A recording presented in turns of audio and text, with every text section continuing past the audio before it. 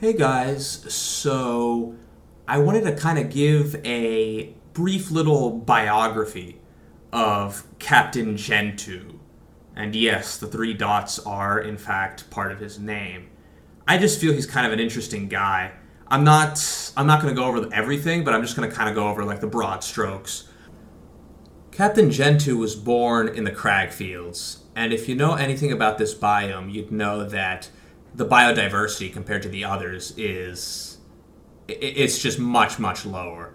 And the same can be said economically. There's just way less natural resources in that part, and as these areas came to be developed, the Cragfields lagged behind, and the Cragfields remained the poorest region.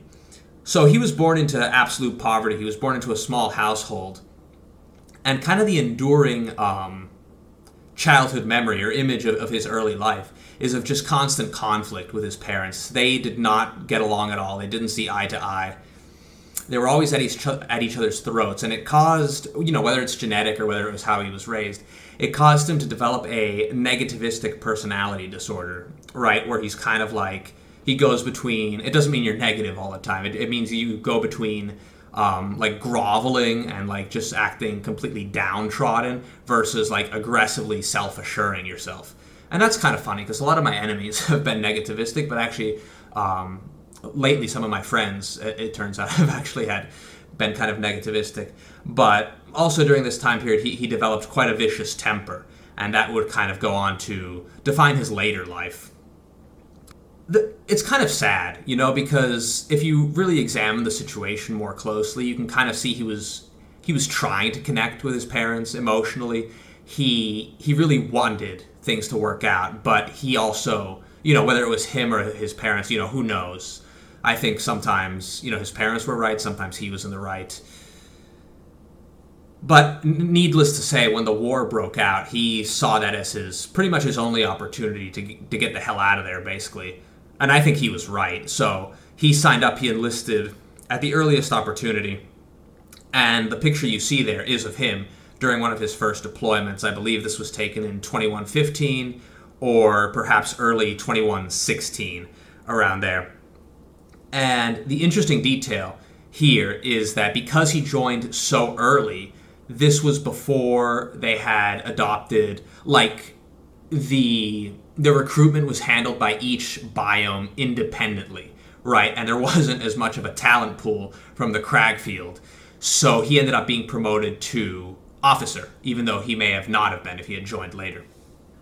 So that was the start of his military career, and I think he's about 20 or so in like human years in that picture, but it must be said that he was not really a smart individual. So his military career, his military record is extremely spotty. There are situations in which he, pretty indefensibly wasted lives and equipment and caused his own side serious troubles with his incompetence. But other times he did have some successes, right? He was not a complete failure, and some of them are very notable, including his most prominent one, which we're going to get to in a minute here. And with the exception of that magnum opus, his crowning achievement, basically, in his entire life, with the exception of that, I feel like he did best when he had a significant advantage in men and materials and when he didn't have to outmaneuver the enemy, right? When the enemy had to come to him. In those situations, his record is not terrible.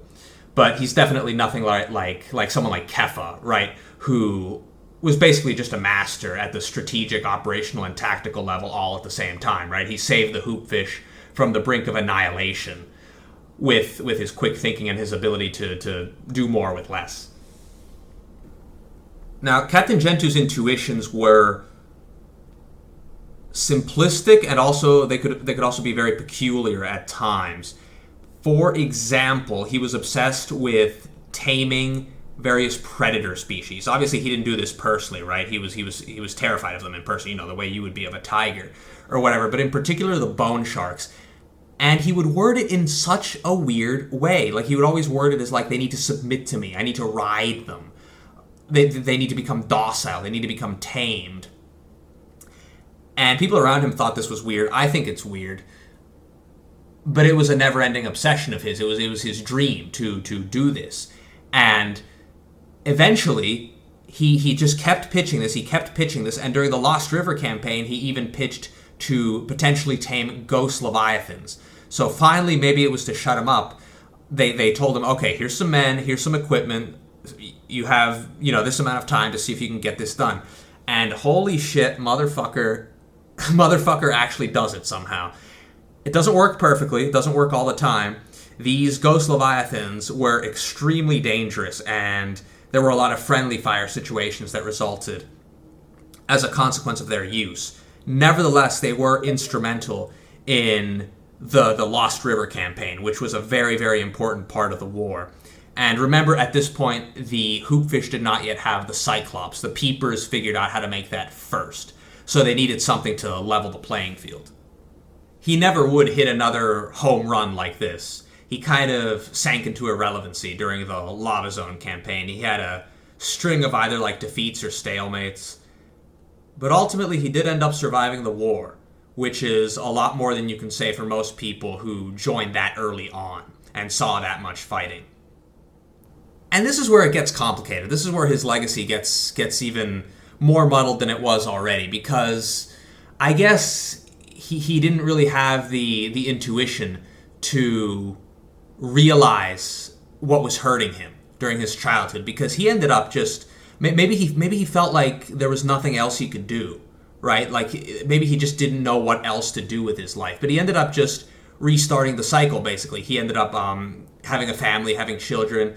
And basically, it was the same shit, except now with him as the father, right? He was in a situation where they drove him crazy, he drove them crazy, and he was abusive to his family. So that's a stain on his legacy.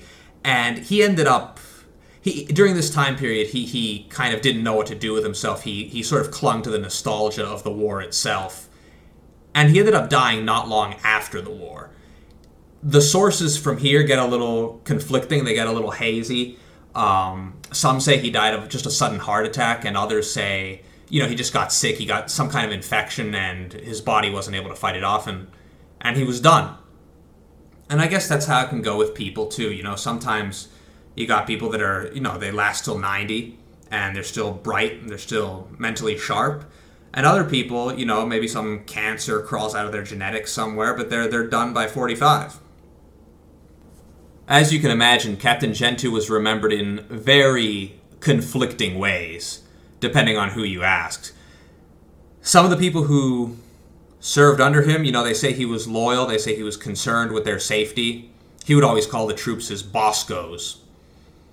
But others mention, his vicious temper, arrogance, him being unwilling to take advice. But ultimately, who knows, right? The Ghost Leviathan taming is certainly a very big high, but he also had very big lows, right? He beat his kids. I don't know.